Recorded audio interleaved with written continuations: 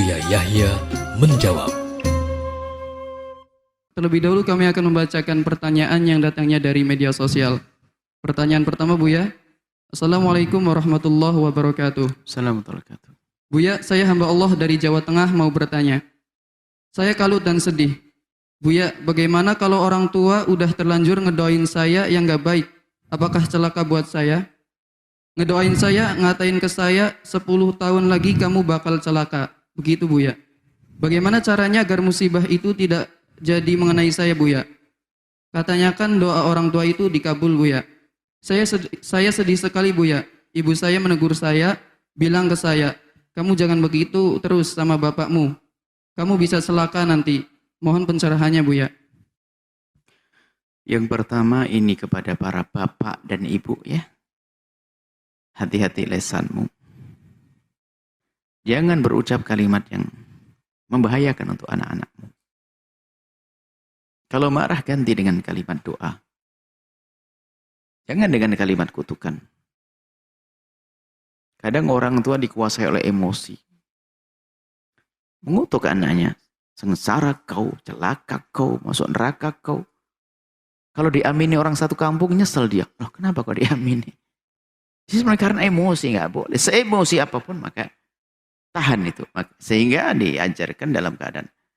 Ada satu tradisi ya di Arab sana itu kalau marah itu doain. Makanya Allah yahdik.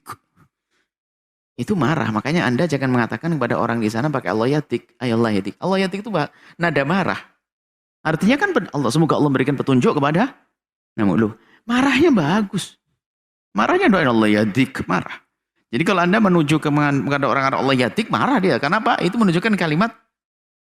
Isinya lihat kalimat Allah yahdik waladi. Doa. Yuk kita membiasakan dengan anak kita. Pinter, soleh gitu loh. Jangan neraka, jangan ini. Masya Allah. Ini nasihat untuk orang tua deh.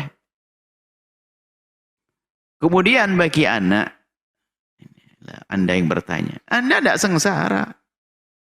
Anda itu sadar kok, Anda menyesal kan itu ya. Anda ada yang bertanya tadi, ibu saya. Jadi gini, mungkin orang tua dengan kebodohannya mendoakan anaknya dengan doa celaka. Kau celaka, kau sengsara dan sebagainya. Lalu bagaimana seorang anak itu untuk bisa agar dia tidak kena doanya orang tua itu? Jadi bahas masalah apa hikam ini ya. Doa kita ini adalah baru bagaimana akan mendahului ketentuan Allah. Ketentuanmu diketahui oleh Allah. Orang tua mendoakan yang bertanya. Orang tuamu doakan jelek kepadamu. Tapi ketentuanmu adalah kebaikan. Bisa jadi. Bagaimana kisahnya? Karena Anda sadar. Itu kuncinya. Di saat orang tua mengutukmu, kamu sadar ini sebuah kesalahan. Kalau benar saya akan benar-benar celaka. Maka jadilah engkau orang insaf. Seperti Nabi Adam di saat melakukan kesalahan. Mengatakan, Rabbana dhalamna anfusana. Ya Allah, aku telah melakukan zaliman. Maka jangan Anda menjadi iblis.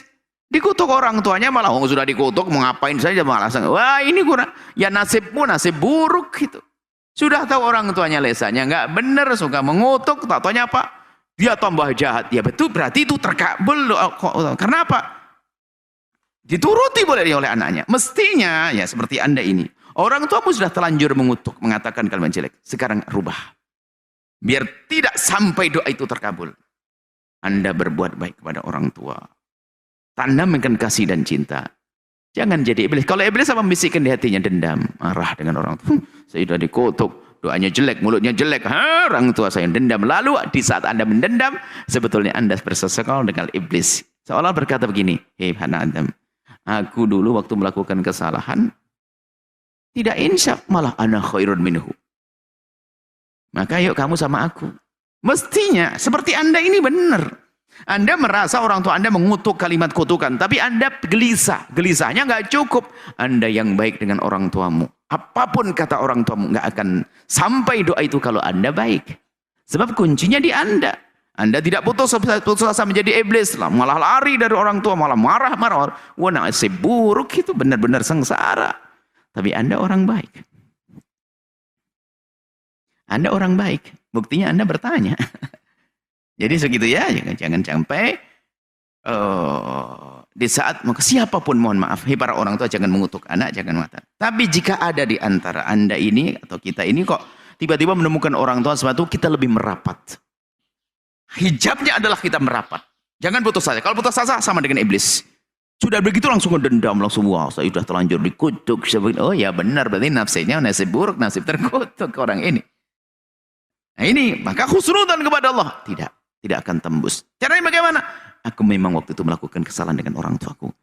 Tapi sekarang aku ingin mengembalikan doa itu biar tidak tembus ke langit. Bahwa berbuat baik sama orang tuanya. Terus ya, nggak nyampe doanya, nggak terkabul. Kemudian juga kadang-kadang nah itu nasibnya, nasib ketersinggungan itu, marah dengan orang tua, nasib buruk kayak iblis. Coba kalau iblis waktu itu dikatakan, kenapa kau tidak sujud kepada Adam? Kamu ini salah. Astaghfirullah, aku mohon ampun kepada. Selesai, selamat. Tapi enggak, dikasih berhujjah. Lah itulah, maka sama. Dikutuk sama orang tuanya, mestinya langsung merapat.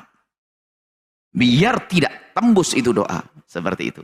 Kemudian tadi kalimat terakhir mengatakan kalau kamu sama apa? Kalau kamu sama kamu terus begitu, kamu itu bukan doa.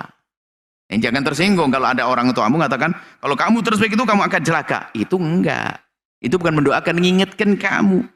Seperti waktu Nabi mengatakan, la'anallahu tasyabbihina minar jablin nisa. Allah mengutuk orang-orang laki-laki yang menyuruh perempuan. Itu bukan berarti langsung menunjuk kamu terkutuk. Ngingetkan. Gitu loh, paham? Ngingetkan, mestinya bangga. Seperti, uritu, aku diberkakan oleh Allah. Inna aktsar ahlin nari an-nisa. Kebanyakan ahli neraka perempuan. Masa Anda tersinggung? Ya jangan tersinggung itu. Masa Allah ini perempuan. Saya kan perempuan. Rasulullah kurang ajar gitu. Naudzubillah. Sudah Rasulullah. Astagfirullah, saya mengucapkan kalimat tidak pantas. Bukan kurang.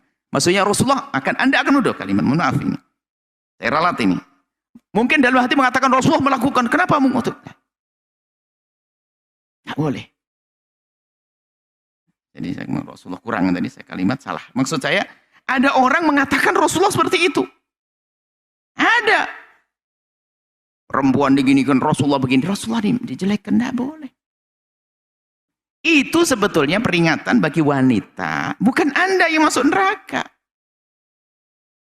Jangan gampang tersinggung. Apalagi dengan Nabi tersinggung baginda Nabi Muhammad Sallallahu Alaihi Wasallam. Jangan ditiru kalimat yang salah tadi. Dan tolong yang edit jangan dipotong. Ini biar jadi contoh bahasanya, biar tidak ditiru. Yang edit, saya ngomong untuk Rasulullah kalimat yang tidak pantas tadi. Dan saya salah, saya kepleset tadi. Saya tidak ingin mengatakan begitu. Cuman kadang ada orang mengatakan begitu. Mengatakan Rasulullah begini kepada umat Nabi Muhammad. Rasulullah dengan perempuan begini. Rasulullah begini. Saya ketularan tadi. Saya ralat. Tapi jangan dipotong biar untuk pelajaran buat yang lainnya. Kalimat itu nggak boleh diulang. Jangan mencontoh untuk Nabi yang tidak pantas. Jangan mencontohkan Rasulullah yang tidak baik. Nah, ada wanita marah-marah itu. Apa Nabi kok gini, perempuan kok diginiin terus ada. Lah itu namanya suudzon kepada Rasulullah. Padahal itu kan bukan mengatakan Anda ahli neraka. Bahkan perempuan yang sadar bagaimana? Lalu bagaimana ya Rasulullah? Ittaqun nar la bisyiki tamratin. Takutlah kepada api neraka walaupun dengan sepotong kurma. Langsung keluar emasnya. Oh, ini yang selamat. Gelangnya dilepas di hadapan Nabi. Lah itu sadar langsung. Kalau yang enggak sadar putus asa. Nabi Muhammad ngomongin saya begitu. Nah, sama. Ibunya ngingetkan, bapaknya ngingetkan, sama ibunya tadi ngingetkan, dia marah. Padahal yang ngingetkan, kalau kamu terus begitu, kamu akan celaka. Oh iya, insya Allah saya tidak akan begitu dengan ayah. Ayah adalah imam kita, tinggal begitu. Nah, permasalahannya ini kompleks, banyak orang bermacam-macam. Ingatlah, wahai para orang tua, anakmu adalah harapan. Keselamatan di akhirat penting. Didik anak dengan benar. Ya, tentunya ya. Dengan kelembutan. Akan tapi kalau kita sebagai anak menemukan orang tua kurang lembut, jangan menjadikan jangan, artinya begini, kebodohan kita adalah kesalahan orang adalah saya jadikan alasan saya untuk salah. Itu salah. Kesalahan orang adalah pelajaran buat saya. Artinya begini, kalau Anda punya kawan nggak benar, bukan berarti Anda ikut-ikut tidak benar. Mungkin ada orang tua Anda tidak baik, jangan Anda menjadi tidak baik karena orang tua Anda tidak baik. Jangan Anda mengatakan orang tua tidak jangan karena orang tua tidak baik lalu Anda ikutan tidak baik. Masya Allah. Ini penting sekali hal-hal semacam ini. Insya Allah saudari kita yang dari mana tadi Allah berikan pada Anda bimbingan, segera merapatlah kepada ibundamu dan ketahuilah Allah Maha Kasih, dosa kepada Allah mudah. Dan kalau kita benar dengan manusia, Allah pun membuka.